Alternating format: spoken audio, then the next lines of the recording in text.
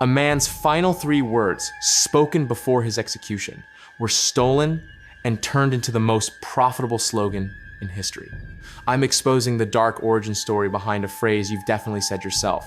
Stay to the end to discover which multi-billion-dollar company it built. The chair was already waiting when Gary Mark Gilmore stepped into the abandoned factory in Draper, Utah. The concrete floor swallowing the sound of his footsteps, as if the building itself had been emptied of memory. He did not ask where to sit. He did not hesitate. Months of appeals, arguments, protests, and legal maneuvering had led him to this single object placed against a far wall, and he crossed the open space with the calm certainty of someone arriving exactly where he intended to be.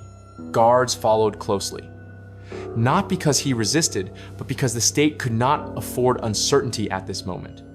When Gary Mark Gilmore lowered himself into the chair, the straps came next wrists, ankles, chest, cinched tight with the mechanical efficiency of a system completing its final obligation. He stared forward, eyes fixed on the curtain that bisected the room, punctured by evenly spaced openings. He already knew what waited behind them. 5 weapons, 5 men. A conclusion that had been argued over by lawyers, activists, journalists, and his own mother, but never by him. Gary Mark Gilmore had rejected mercy with an insistence that unsettled even those tasked with unaliving him. Convicted of life-taking and sentenced to death, he refused every attempt to exchange execution for life imprisonment. The alternative felt worse to him, a prolonged erasure instead of a definitive end. When asked how he wished to die, he chose the firing squad, a method almost obsolete, a choice that felt deliberate in its starkness. As the chaplain recited final rites, the room seemed to contract around him, history pressing inward. When asked if he had any last words, Gary Mark Gilmore lifted his head slightly and spoke with a flatness that stripped the moment of ceremony. "Let's do it." Those words did not echo inside the factory. They did not linger. The weapons emerged through the curtain. The command was given. The shots came together, abrupt and final. Gary Mark Gilmore was pronounced dead. Minutes later, 1 man erased, another execution logged into the annals of American justice. What no one inside that building could have known was that the phrase he had spoken, casual and unembellished, would outlive him by decades, detached from its origin, stripped of its blood and concrete and fear, reshaped into something impossibly profitable. 10 years later, in Portland, Oregon, Daniel Whedon sat at a conference table surrounded by colleagues, the walls closing in, not from mortality, but from creative exhaustion. His advertising agency had taken on a promising client, a young, athletic footwear company that believed it could become something larger, something global. The potential was there, but potential alone was useless without a message that could cut through noise. Ideas had been thrown around for hours, clever but hollow, competent but forgettable. Nothing landed, nothing felt inevitable. Frustration settled in, the quiet kind that arrives when effort refuses to become inspiration. And then, without warning, Daniel Whedon's mind wandered somewhere else entirely, to a story he had absorbed years earlier through headlines and broadcasts, a story that had once dominated national attention, before receding into the background of public memory. He thought about Gary Mark Gilmore, about the spectacle of a man demanding his own execution, about the starkness of his final moment. And then, like a switch flipping, one specific detail surfaced, sharp and undeniable. The last words. Daniel Whedon did not dwell on their origin.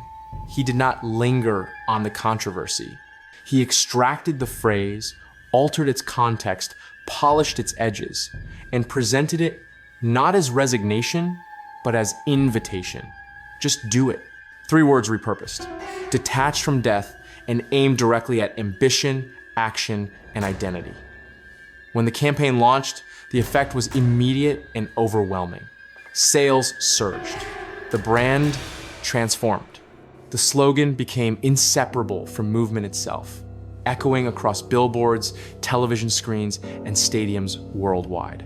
Nike ceased to be merely a company.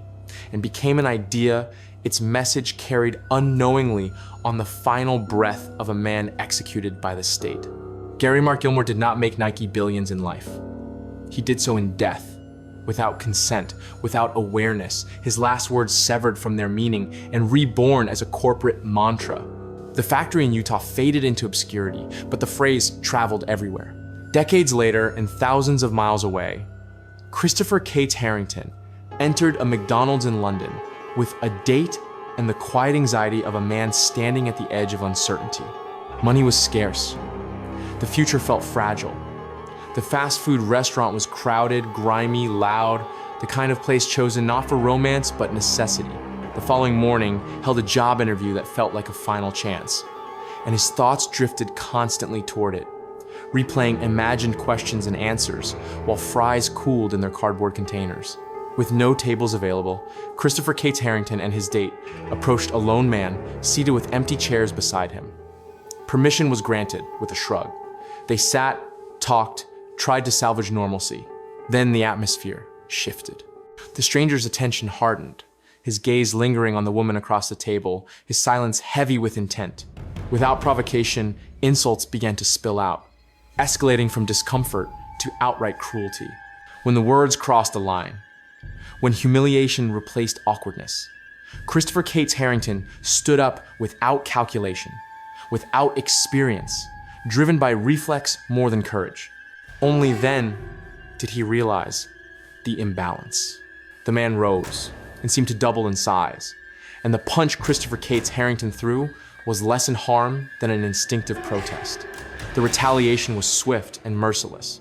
He was maltreated in public, thrown back into his chair, reduced to pain and shock as the restaurant continued around him, indifferent.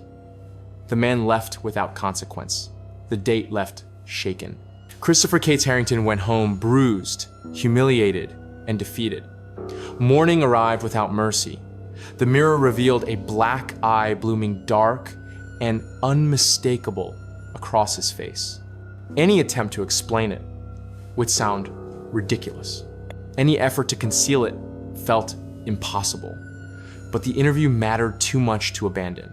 He put on his clothes, rehearsed confidence he did not feel, and walked into the building carrying both his injury and his hope. The room was quiet. The interviewers stared but did not ask. Questions were posed.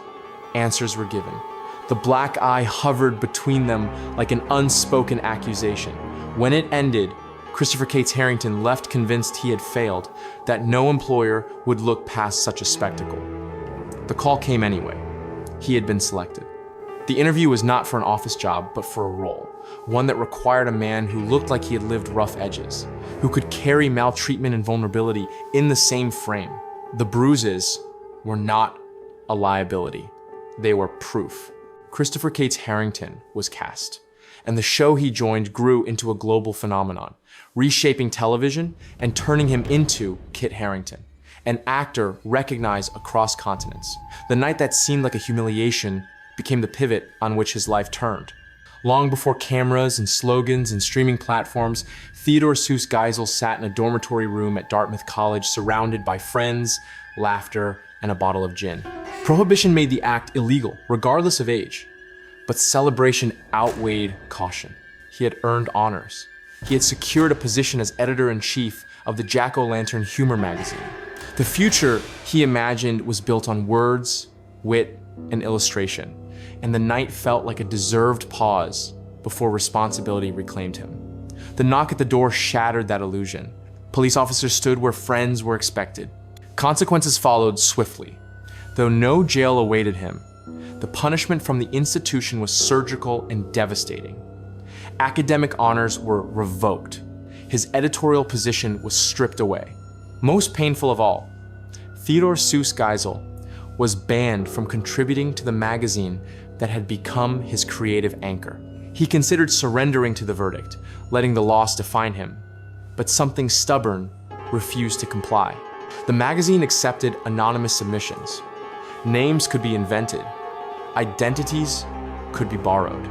And so Theodore Seuss Geisel created one, sending his work under a pseudonym, watching as the editors praised the mysterious new contributor, unaware they were celebrating the very person they had silenced. The disguise became liberating. Freed from reputation, expectation, and resentment, he wrote with sharper imagination, bolder absurdity. The pseudonym stuck. After graduation, he kept it. Over decades, under the name Dr. Seuss, Theodore Seuss Geisel, authored and illustrated more than 60 books shaping childhoods, classrooms, and cultural memory. The punishment meant to end his voice instead refined it, forcing reinvention where obedience had been demanded. None of these outcomes were visible at the moment of decision. Gary Mark Gilmore did not know his final words would become a corporate creed. Christopher K. Tarrington did not know humiliation would be mistaken for authenticity. Theodore Seuss Geisel did not know disgrace would birth one of the most enduring literary identities of the 20th century. Each moment appeared small, isolated, almost trivial in its immediate context. A sentence spoken, a punch thrown, a bottle opened. History does not announce itself while it is happening. It disguises itself as coincidence, as bad luck, as personal failure. It waits patiently for distance to reveal its shape. Which origin story surprised you the most? Tell me if you knew where that slogan came from. Drop your thoughts in the comments below. Follow for more untold stories behind the things we see every day.